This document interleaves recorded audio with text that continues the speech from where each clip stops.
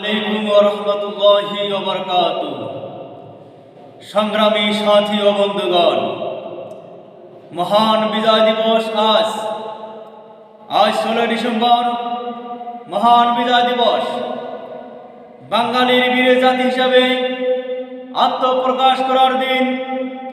1971 সালে 9 মাসের রক্তক্ষয়ী মুক্তিযুদ্ধ শেষে বাঙালি জাতি স্বাধীনতা সংগ্রামের চূড়ান্ত বিজয় অর্জন করেছিল 16 ডিসেম্বর বিকালে। ঢাকার রেসকোর্স ময়দানে মুক্তিযোদ্ধাদের কাছে আত্মসমর্পণ করেছিল পাকিস্তানি হানাদার বাহিনী। পৃথিবীর মানচিত্রে বাংলাদেশ নামে একটি স্বাধীন সার্বভৌম ভূখণ্ডের নাম লেখা হয় এই দিনে।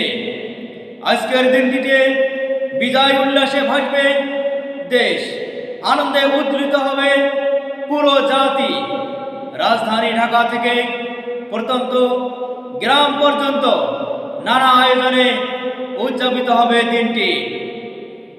বিজয় দিবস উপলক্ষে রাষ্ট্রপতি ও প্রধান উপদেষ্টা পৃথক বাণীতে দেশবাসীকে শুভেচ্ছা জানিয়েছেন এবং মুক্তিযুদ্ধে শহীদদের প্রতি গভীর শ্রদ্ধা নিবেদন করেন।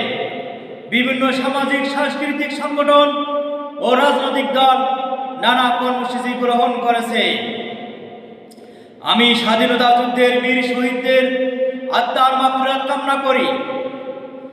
বিদেশি শৃঙ্খল থেকে মুক্ত করতে যে সম্মাবন সর্বোচ্চ ত্যাগ স্বীকার করেছেন, আমি জানাই তাদের সশ্রদ্ধ সালাম।